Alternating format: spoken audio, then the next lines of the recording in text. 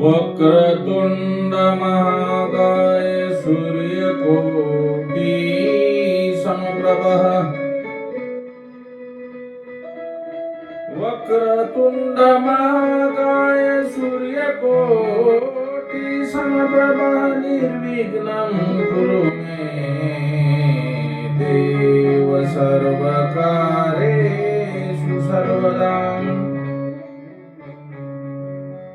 निर्विघ्नं कुरु मे देव सर्वकार्येषु सर्वदा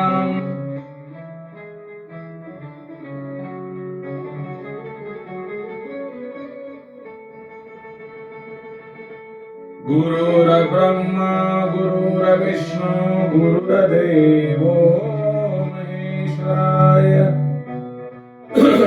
गुरुर्साक्षात् परब्रह्मम् तस्मै श्री गुरवे नमः। गुरुर्साक्षात् परब्रह्मम् तस्मै श्री गुरवे नमः।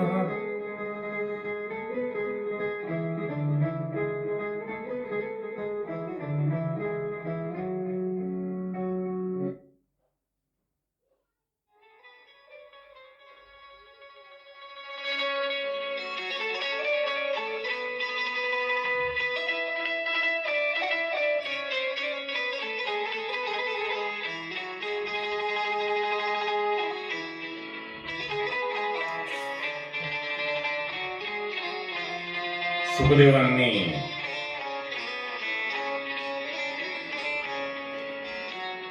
राजा परीक्षितांना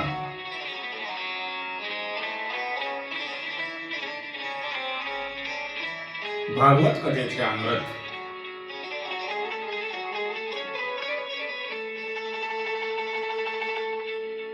सात दिवसापर्यंत सेवन करण्यासाठी जी कथा सांगितलेली आहे ती कथा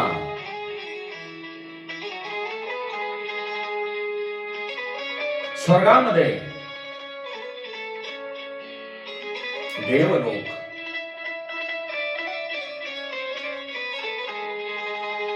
अमृत पिऊन जे अमर होतात त्या अमृतपानापेक्षाही भागवत महापुराण कथा श्रेष्ठ असून ज्या वेळेला राजा परीक्षित हे गंगा किनारी आले होते त्यावेळेला देवांचा राजा इंद्र तेथे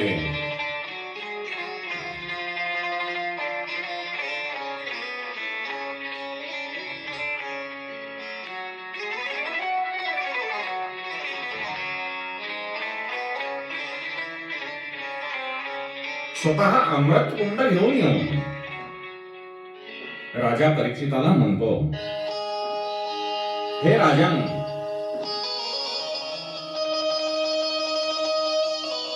मी आपणाला या अमृत कुंडातील अमृत पाजवून अमर करतो. या भागवत महापुराणाच्या कथेच्या सहभागामध्ये आम्हाला पण बसून भागवत महापुराण जे कथामृत आहे ते ऐकण्याची संधी द्यावी. तेव्हा राजा परीक्षित त्यांना नकार देतो आणि परमहंस सुखदेव भगवान यांच्या मुखातून 7 दिवस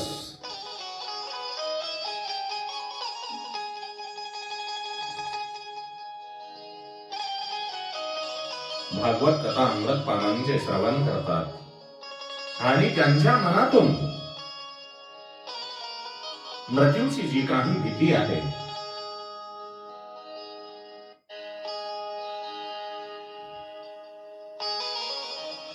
ती निघून जाते.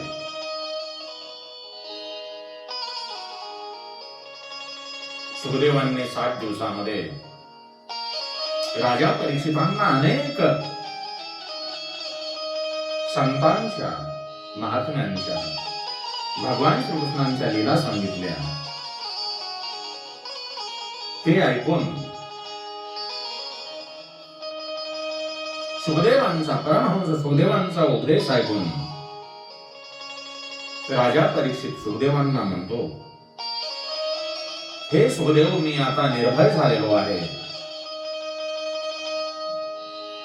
मला मरणाची कसल्याही प्रकारची भीती राहिलेली नाही.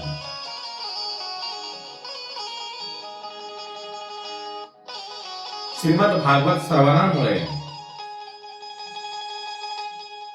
निर्भयता आणि संदेहता प्राप्त होते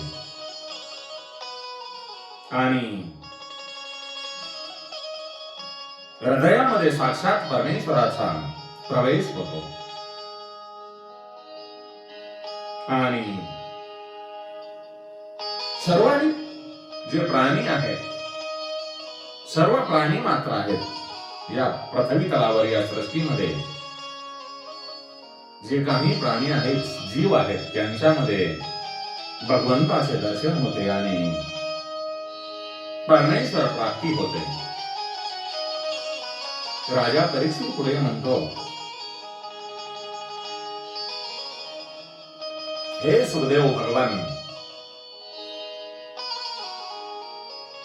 श्रीमद भागवताच्या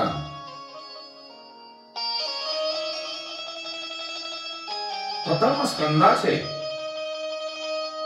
कथामृत सेवन करून मला परमपिता परमेश्वरांच्या भगवान श्रीकृष्णांच्या उजव्या पायाचे दर्शन झाले.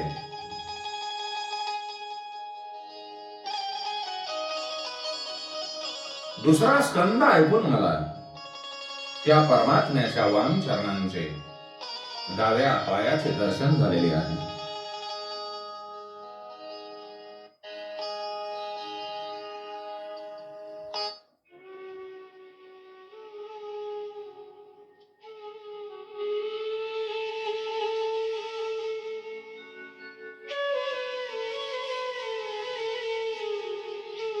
तिसरा आणि चौथा स्कंद ऐकून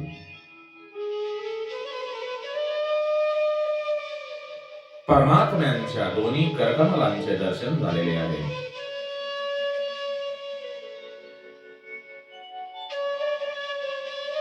पाचवा आणि सहावा स्कंद ऐकल्यानंतर मला त्या परमपित्याच्या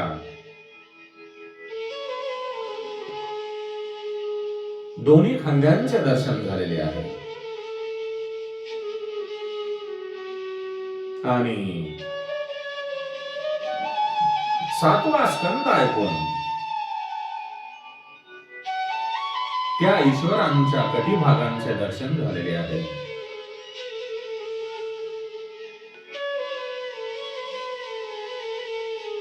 आठवा आणि नववा स्कंद ऐकल्यानंतर मला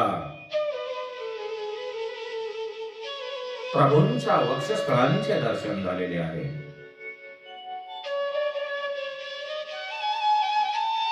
दहावा जो स्कंद आहे तो ऐकल्यावर मला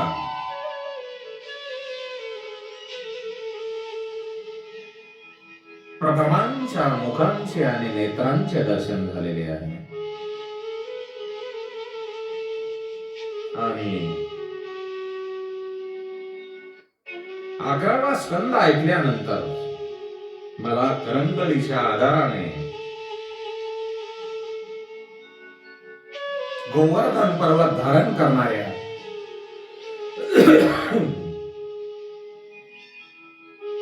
गोवर्धन नाथांचे दर्शन झाले आहे. आणि 12 स्कंद ऐकल्यानंतर तर मी आता तल्लीन झालेलो आहे. मला देहभान राहिलेले नाही. कारण गोकुळातला तो कान्हा, गोकुळातला तो मदन मोहन गोकुळातला तो गोविंद, गोकुळातला तो गोपाळ कृष्ण, चतुर्भुज नारायण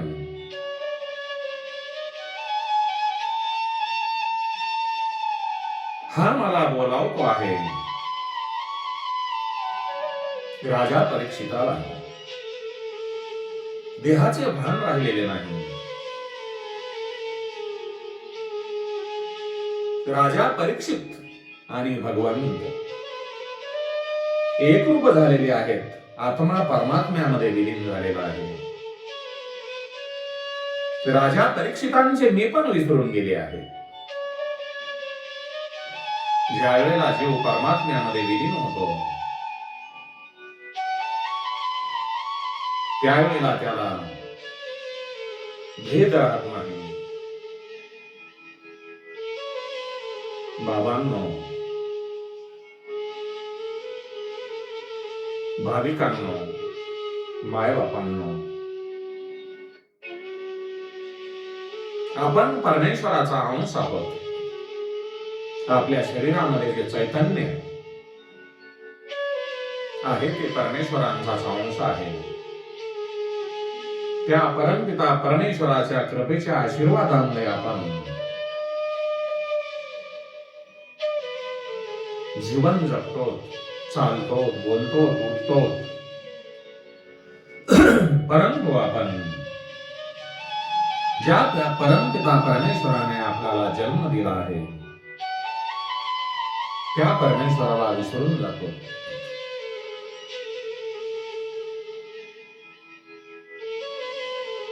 कारण आत्मा ही परमात्मा आहे. प्रत्येक मनुष्यामध्ये ईश्वराचा अंश आहे. ज्याप्रमाणे धुरामध्ये अग्नी असतो परंतु तो आपल्याला दिसत नाही. पाणी शेवाळाने व्यापलेले असते. शेवाळ बाजूला सारल्यानंतर त्याखाली आपल्याला पाणी दिसते. आकाशामध्ये हवा असते.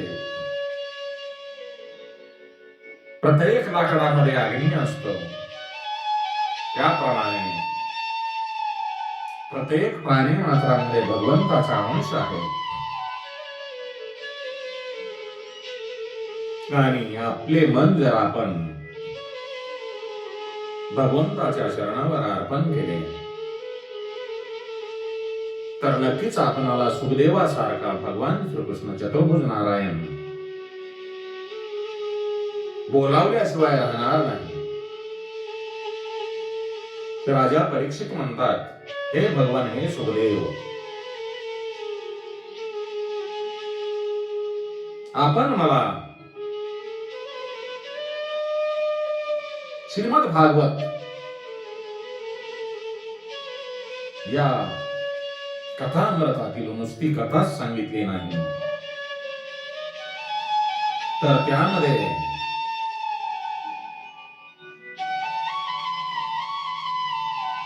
असलेल्या प्रभवांचे श्रीकृष्णांचे दर्शन घडवलेले आहे.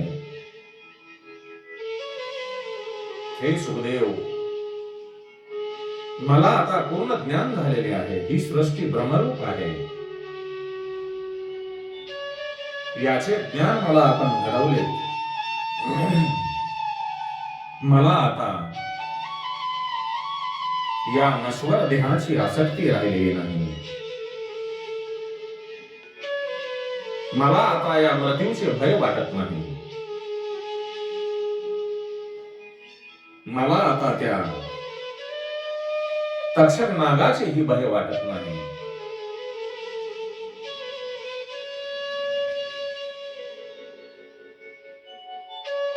राजा परीक्षितांनी मग सुखदेवांना दोन्ही हात जोडून चरणावर मस्तक ठेवून वंदन केले आणि त्यांची एकोपचारी पूजा करून पुन्हा त्यांना साष्टांग नमस्कार केलेला आहे. त्यानंतर सुखदेव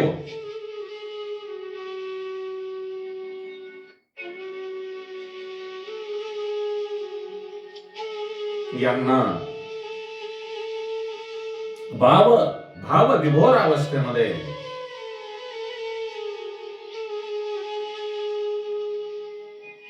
राजा परीक्षितांनी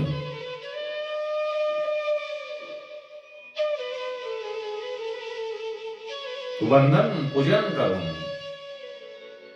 निरोप दिल्यानंतर सुखदेव हे आपल्या बरोबर असलेल्या महात्म्यासह तेथून निघून गेले.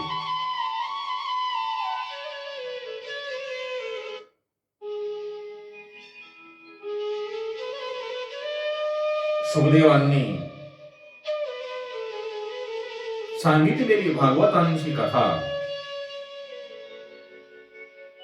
श्रुत शौनकादिकांना नैमिष्य अरण्यामध्ये सांगत होते. मग सुतांनी राजा परीक्षित परमधामाला कसा गेला याचेही वर्णन शौनकादिक ऋषींना सांगितलेले आहे. त्यांनी राजा परीक्षितांचा मुलगा जन्मेंद्र राजा यांच्या सर्पसत्राबद्दलही ऋषींना सांगितलेले आहे.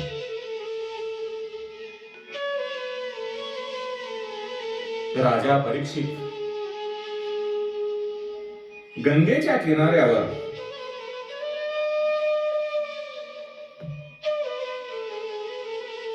एका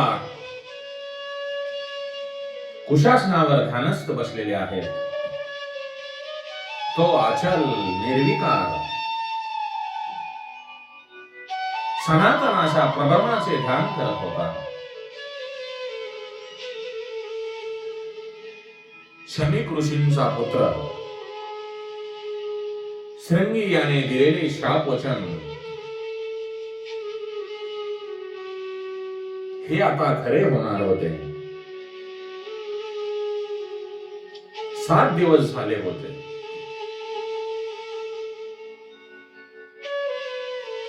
आणि तक्षक नागाच्या दंशाने आता राजा परीक्षितांचा मृत्यू होणार होता. तक्षक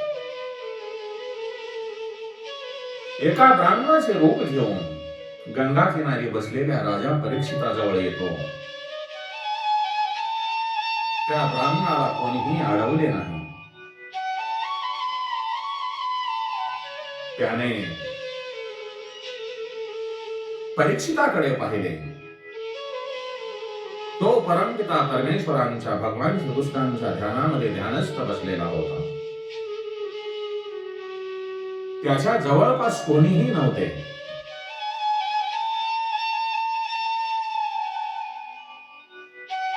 त्या तक्षकाने ब्राह्मण रूप टाकून देऊन सर्प रूप धारण केले आणि राजाच्या पायाला दंश केला. त्या दंशामुळे राजाचे भौतिक शरीर जळून गेले आणि परीक्षित राजांचा आत्मा दिव्य ज्योतीच्या रूपाने परमधामाला गेला आणि परमात्म्यांमध्ये विलीन झालेला आहे.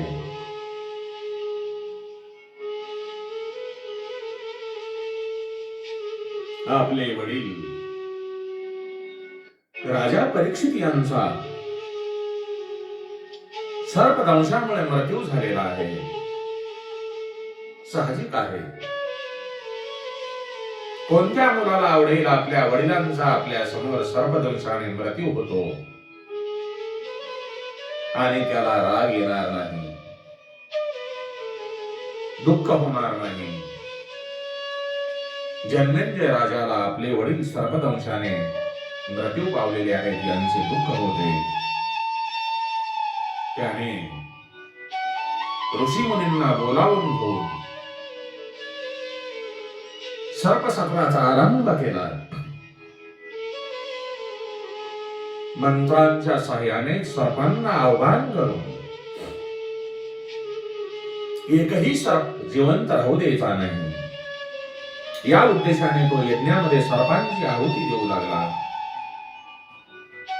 या सर्पसत्रांचे व्रत जेव्हा दक्षकाला कळले तेव्हा तो घाबरून देवांचा राजा इंद्राला शरण जातो. तक्षक अजून कसा येत नाही असा प्रश्न जन्मेंद्र राजाने परीक्षितांच्या मुलांनी ज्यावेळेला ऋषीमुनींना विचारला तेव्हा ऋषींनी देवांचा राजा असलेल्या इंद्राने तक्षकांना शरण दिलेले आहे असे म्हटल्यानंतर त्यांनी ऋषीमुनींना इंद्रासह यज्ञामध्ये आहुती द्या असे सांगितले. तेव्हा ब्राह्मणांच्या मंत्रामुळे इंद्राचेही आसन डळमळू लागले. अंगिरा पुत्र बृहस्पती यांना जेव्हा कळते की इंद्राचे आसन सुद्धा आता यज्ञामध्ये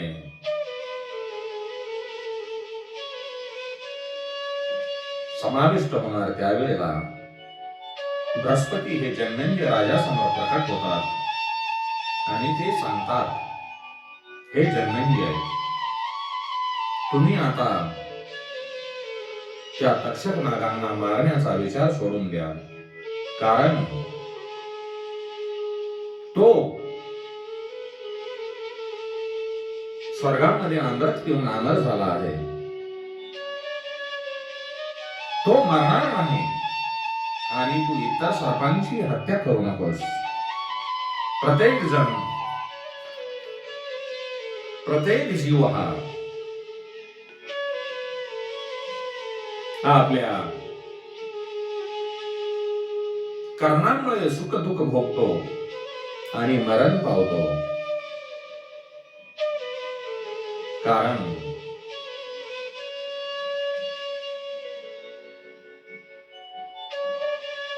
राजा परीक्षितांचे स्वतः भगवान श्रीकृष्णांनी गर्भामध्ये आपल्या सुदर्शन चक्राच्या साह्याने संरक्षण केले होते, परंतु या कलियुगाच्या प्रारंभामुळे राजाच्या बुद्धीमध्ये कलीने प्रवेश करून राजाच्या हातून जे वाईट कर्म घडवून घेतले, शमीक ऋषींच्या गळ्यामध्ये सर्पाची माळ घातली, त्यामुळे राजाला मृत्यू ओढवला. म्हणून बृहस्पती म्हणतात, हे जन्मेंद्र, आपण जे कर्म करतो तेच पुढे आपल्याला आडवे येते. आपण केलेल्या चांगल्या वाईट कर्मामुळे आपल्याला सुख दुःख आणि भोगावे लागतात. म्हणून तुझे सर्पाप्रती द्वेष आणि क्रोध करत आहेस ते टाकून देऊन हा यज्ञ थांबव. तेव्हा जन्मेंद्रयाने बृहस्पतींच्या सांगण्यावरून सर्पयज्ञ थांबवतो.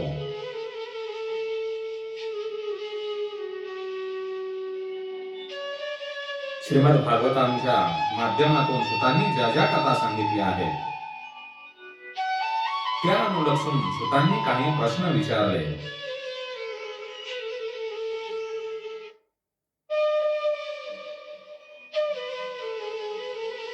तेव्हा सुतांनी त्यांना शब्दब्रह्माची निर्मिती कशी झाली, वेदांचे भाग कोणी केले व कसे केले, पुराणासंबंधी माहिती दिली.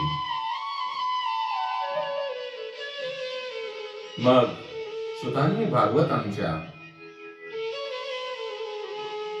कथांमधील भगवंताचे विराट पुरुष रूप कसे आहे ते सांगितले.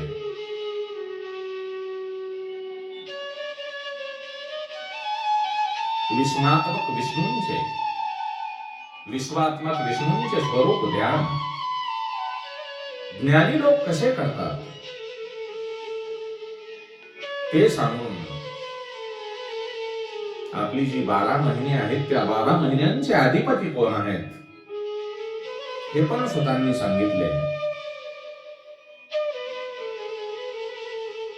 सूत म्हणतात, हे शौनकादिकांनो, नद्यामध्ये ज्याप्रमाणे गंगा श्रेष्ठ आहे, तीर्थामध्ये ज्याप्रमाणे काशी श्रेष्ठ आहे, त्याप्रमाणे पुराणामध्ये श्रीमद भागवत श्रेष्ठ आहे. त्याचे पठन, मनन आणि श्रवण केल्यामुळे ज्ञान, वैराग्य आणि भक्ती यांचा लाभ होतो. म्हणून भागवत महापुराण श्रेष्ठ आहे. उपनिषदातील तत्वज्ञानांचे सार असलेले हे श्रीमद भागवत पहिल्यांदा भगवान श्री हरिनारायण यांनी ब्रह्मदेवांना सांगितले. ब्रह्मदेवांनी ते नारदांना सांगितले आणि नारद मुनींनी श्रीकृष्ण द्वैपायन व्यासांना सांगितले आणि व्यासांनी ते आपला पुत्र व्यासदेवांना सांगितले आणि ते परमहंस सुखदेवांनी राजा परीक्षितांना सांगितले.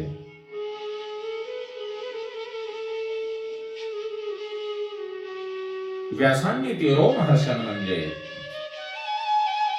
माझ्या पिताश्रींना सांगितले आणि माझ्या पिताश्रींनी मला सांगितले असे सुखदेव राजा परीक्षितांना म्हणत होते.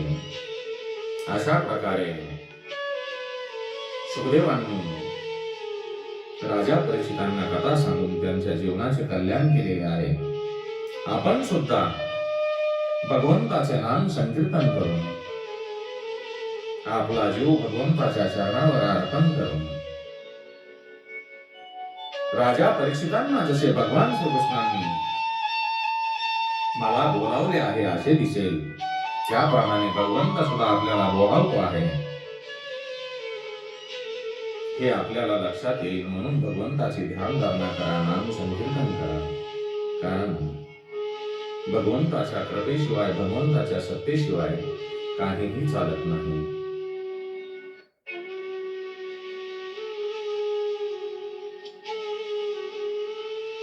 आपण उगीच मी हे करतो ते करतो म्हणत आहोत, परंतु आपण काहीही करू शकत नाही. करता करता भगवंत आहे, परमपिता परमेश्वर आहे. म्हणून माझी सर्वांना एकच विनंती आहे. भागवताच्या शेवटच्या कथेमध्ये मी सर्वांना हात जोडून विनंती करतो, आपण भगवंताचे, परमपिता परमेश्वराचे ध्यान करून आपल्या या पृथ्वी तलावरील तीर्थयात्रेमध्ये तीर्थस्थळांना भेटी देऊन भगवंताचे नाम संकीर्तन करा. विदुराच्या यात्रेसारखे यात्रा करा आणि आपल्या जीवाचे कल्याण करून घ्या. आतुरतेने त्या परमपिता परमेश्वराला बोलवा. तो नक्कीच आपल्या हाकेला उत्तर देऊन आपणाकडे धावत येईल. जशी आई बालक पळत आल्यानंतर आपल्या मुलाला उचलून घेण्यासाठी आतुरतेने हात पुढे करते, त्याप्रमाणे परमपिता परमेश्वर भगवान श्रीकृष्ण पंढरीचा पांडुरंग आपल्याला उचलून घेण्यासाठी आपले हात नक्कीच पुढे केल्याशिवाय राहणार नाही, यात तीळ मात्र शंका नाही. परंतु बालक जसे आपल्या आईची आतुरतेने वाट बघते, आतुरतेने आठवण काढते, त्याप्रमाणे आपण भगवंताची, त्या परमपिता परमेश्वराची भक्ती करा.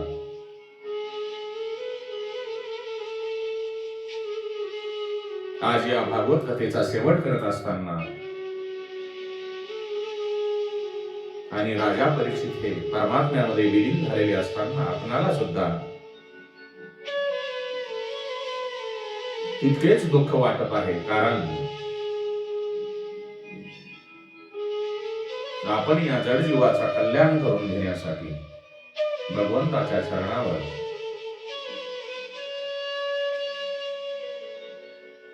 नतमस्तक होणे, अर्पण होणे, आपले तन धन भगवंताच्या चरणी ठेवणे हे महत्वाचे आहे. आणि मी चतुर्भुज नारायण परमपिता परमेश्वर भगवान श्रीकृष्ण यांच्या चरणी नतमस्तक होऊन विनंती करतो की हे भगवंता, सर्व भाविकांना, सर्व जीवमात्रांना तुमच्या भक्तीची सद्बुद्धी द्या. जे अज्ञानी जीव आहेत त्यांना ज्ञानी करा, सर्वांना सुखी करा आणि आपल्या भगवत भक्तीकडे वळवा. एवढे बोलून भागवत कथेला